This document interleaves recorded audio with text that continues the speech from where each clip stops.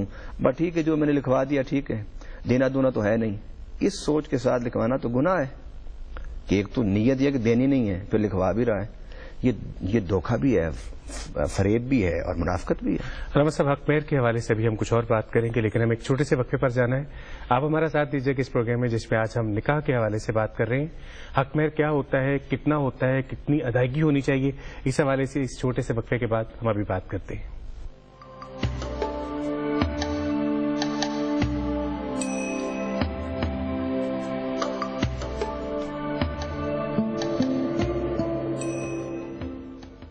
ایک بار پھر آپ سب کو ویلکم کہتے ہیں اس پروگرام میں جس میں آج ہم نکاح کے حوالے سے بات کر رہے ہیں.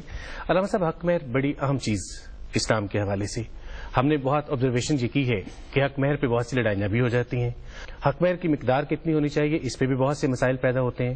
آپ یہ فرمائیے گا کہ آج کے اس دور میں جس میں اور آپ رہ رہے ہیں، حق مہر کتنا ہونا چاہیے اور کیا اس کی ادائیگی نکاح کے وقت ضروری ہے یا اپنی سہولت کے مطابق مرد جو ہے وہ خاتون کو بعد میں بھی حق مہر کی رقم ادا کر سکتا ہے؟ کتاب و سنت کی روح کے حوالے سے اور اس کی روح کو مد نظر رکھتے ہوئے ہم جو شادی کے موقع پر بے مقصد اخراجات کرتے ہیں ان سے صرف نظر کرتے ہوئے ہمیں مہر کی طرف آنا چاہیے، کیونکہ نبی پاک صلی اللہ علیہ وسلم نے فرمایا مہر ضروری ہے. اور مہر جو ہے جب ہم اسے مقرر کرتے ہیں نا تو ہم کہتے تھے شرعی حق مہر جی، اور شرعی حق مہر سے ہم نے یہ سمجھا ہوا ہے کہ کم سے کم حق مہر. حالانکہ شرعی حق مہر کا جو تصور کتاب و سنت میں ہے وہ یہ ہے کہ جس پر لڑکا اور لڑکی متفق ہو جائیں. وہ تھوڑی چیز پر متفق ہو جائیں تو ٹھیک ہے، وہ زیادہ سے زیادہ چیز پر متفق ہو جائیں تب بھی ٹھیک ہے. اسلام نے کم سے کم حق مہر کا مقدار تو مقرر کیا ہے، اور زیادہ سے زیادہ کتنا ہونا چاہیے اس کی کوئی حد مقرر نہیں کی. بلکہ قرآن پاک میں ہے کہ اگر تم طلاق دینا چاہو بیوی کو تو اس کو جو تم نے حق مہر دیا وہ اس سے واپس تم نہیں لے سکتے، گو تم نے اسے ڈھیر دی ہوں سونے چاندی کے اور جواہرات کے. سیدنا عمر فاروق رضی اللہ تعالی عنہ نے منع فرما دیا کہ بھاری بھرکم حق مہر نہ مقرر کیا کرو. تو آپ کے اس اجتماع میں ایک عورت کھڑی ہوئی، اس نے کہا کہ اے امیر المومنین، اللہ تو کہہ رہا ہے کہ اگر تم نے حق مہر کی صورت میں ڈھیر سونا چاندی کا دیا ہوا ہے تو وہ بھی واپس نہیں لے سکتے. جب رب نے اور اس کے رسول نے حق مہر زیادہ بڑے حق مہر مقرر کرنے پر ممانعت نہیں فرمائی تو آپ کیوں فرما رہے ہیں؟ تو سیدنا عمر فاروق رضی اللہ تعالی عنہ نے اس وقت اپنا اس فیصلے کو واپس لے لیا اور اس خاتون کا شکریہ ادا کیا. اسلامی اور شرعی حق مہر کا مطلب یہ نہیں ہے کہ آپ 500 600 1000 سے زیادہ دے نہیں سکتے، مطلب یہ کہ اس سے زیادہ نیچے آپ جا نہیں سکتے. باقی یہ ہے کہ اگر لڑکی والے جس قدر مہر کا مطالبہ کریں اس مطالبے پر لڑکے والے غور کر کے ان کو راضی کر کے جتنی مقدار چاہیں مقرر کرا سکتے ہیں. وہ ہزاروں میں بھی ہو سکتی ہے، لاکھوں میں بھی ہو سکتی ہے، کروڑوں میں بھی ہو سکتی ہے. لیکن ہم کلیئرلی یہ کہہ سکتے ہیں کہ وہ جو 32 روپے آٹھا نے تھا یا 500 روپیہ جو چل رہا ہے وہ بنیادی طور پر شرعی حق مہر نہیں ہے. شرعی حق مہر سے مطلب یہ نہیں کہ آپ اس سے اوپر نہیں جا سکتے. یہ جو شرعی حق مہر ہے یہ جو فقہاء کرام نے کتاب و سنت کے حوالے سے لکھی ہے، اس کا مطلب یہ کہ آپ اس مقدار سے نیچے نہیں آ سکتے. آج اس دور میں آپ اگر اس کا حساب کرنا چاہیں تو 10 درہم حق مہر بنتا ہے. نبی پاک صلی اللہ علیہ وسلم نے فرمایا 10 درہم سے کم آپ حق مہر مقرر نہیں کر سکتے. ٹھیک ہے. اب اس 10 درہم آج کے اعتبار سے 500 550 600 تک بنتا ہے. یعنی اگر کوئی اس 10 درہم سے کم حق مہر مقرر کرنا چاہے گا تو اسے 10 درہم ہی دینے پڑیں گے، کم نہیں ہوگا. باقی اس سے زیادہ کتنا، اس کی نہ تو اللہ رسول نے کوئی ممانعت فرمائی ہے کہ تم زیادہ بھاری بھرکم حق مہر مقرر نہیں کر سکتے، اور نہ ہی اس پر کوئی قدغن ہے. لڑکی والے مطالبہ کریں گے، لڑکے والے اس کو سوچیں گے، پھر دونوں فریقین کے باہمی اتفاق سے جو حق مہر مقرر ہوگا وہ لکھا جائے گا. اور وہ حق مہر جو مقرر ہوگا وہ صرف لکھنے کے لیے نہیں ہے بلکہ اسے ادا کرنا ہے. اور سب سے بہتر طریقہ یہ ہے کہ نکاح کے وقت اسے ادا کیا جائے.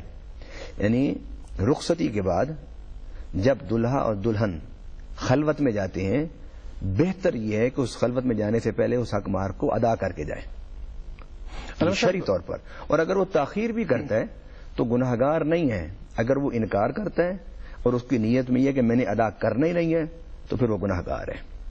اسے چاہیے کہ وہ اپنی زندگی میں یہ حق مہر ادا کر دے یا اپنی بیوی سے معاف کرا لے. اچھا علامہ صاحب، معجل اور غیر معجل حق مہر کیا ہوتا ہے؟ ایک تو یہ اس سوال کا جواب دیجیے گا، اور دوسرا یہ کہ بعض دفعہ لکھ لیا جاتا ہے، یعنی جتنا سونا اس خاتون کو اس وقت پہنایا جاتا ہے وہ سارا حق مہر میں لکھ دیا جاتا ہے، اس نیت کے ساتھ کہ یہ ہمارے گھر میں رہنا ہے، یہ ہم ہی نے استعمال کرنا ہے، جب ضرورت ہوگی تو لڑکے والے اس کو استعمال کریں گے، یا پیسے اس وقت جتنے مرضی لکھ لیں، ہم نے کون سا دینے ہیں. اس حوالے سے آپ ہمیں ہماری رہنمائی فرمائیے. جی، معجل وہ ہوتا ہے کہ جو فوری ادا کر دیا جائے، اور غیر معجل وہ ہوتا ہے کہ جو ایک لمٹ کے بعد ادا کرنا ضروری ہوتا ہے. یہ عام ایگریمنٹس میں بھی ہوتا ہے، کاروباری زندگی میں بھی ہوتا ہے. اسی طرح اسلام نے حق مہر کو فوری ادا کرنا اس کی بھی اجازت دی ہے، اور اس کو بالتاخیر بالتقسیط اقساط میں ادا کرنا اس کی بھی اجازت دی ہے. لیکن اس نظریے کو سامنے رکھتے ہوئے یہ بات سامنے رکھیے، ذہن میں رکھیے کہ ادا آپ کو کرنا ہوگا، ادائیگی سے آپ نہیں بھاگ سکتے، وہ آپ کو ہر حال کرنا ہوگا. نمبر 2 جو آپ نے پوچھا کہ وہ جو زیور ہے جسے آپ حق مہر میں لکھ دیتے ہیں تو اس میں بھی کوئی حرج نہیں، آپ اسے حق مہر میں لکھ سکتے ہیں. لیکن یہ سوچنا کہ ہم چاہیں گے اس سے لے لیں گے، یہ ظلم ہے، اس کی اجازت نہیں ہے. اس لیے کہ جب آپ نے اسے بطور حق مہر کے وہ زیور اس کو دے دیا ہے، اب وہ اس کی ملکیت ہے. اگر آپ اس کی مرضی، اس کی اجازت، اس کی رضا کے بغیر اسے لیتے ہیں، اسے استعمال کرتے ہیں مرد، اور اسے خرچ کرتا ہے، وہ مرد کے اوپر قرض ہوگا، اسے ادا کرنا ہوگا اسے. علامہ صاحب، ایک تو یہ نکاح ہو گیا، ایک نکاح ایک خاتون اور ایک مرد کا نکاح ہو گیا. اب وہ کون سی ایسی باتیں ہیں جن پر وہ مرد جو ہے وہ دوسرا نکاح کر سکتا ہے، دوسری تیسری چوتھی شادی کی طرف جا سکتا ہے؟ اسلام ہمیں بنیادی طور پر کیا گائیڈ کرتا ہے کہ یہ اگر ہے تو آپ شادی کر سکتے ہیں، یا اس شادی کرنے کے لیے کیا پہلی خاتون سے اجازت لینا بھی ضروری ہے؟ قرآن پاک نے اس مقام پر جو ارشاد فرمایا وہ اس قدر ہے، وَإِنْ خِفْتُمْ أَلَّا تَعْدِلُوا فَوَاحِدَةً، کہ اگر تم عدل کر سکتے ہو تو دوسری کر لو شادی، اور اگر عدل نہیں کر سکتے تو پھر تم دوسری شادی نہیں کر سکتے. عدل کس معاملے میں؟ عدل کھانے میں، پینے میں، پہننے میں اور رہن میں، سہن میں. یہ 4-5 چیزیں ہیں، اس میں مرد کو عدل کرنا ہوگا. کھانے پینے کی اشیاء میں، خرچے کے اعتبار سے، کپڑے کے اعتبار سے، مکان کے اعتبار سے اور ٹائم کے اعتبار سے، ان سارے معاملات میں مرد کو عدل کرنا ہوگا.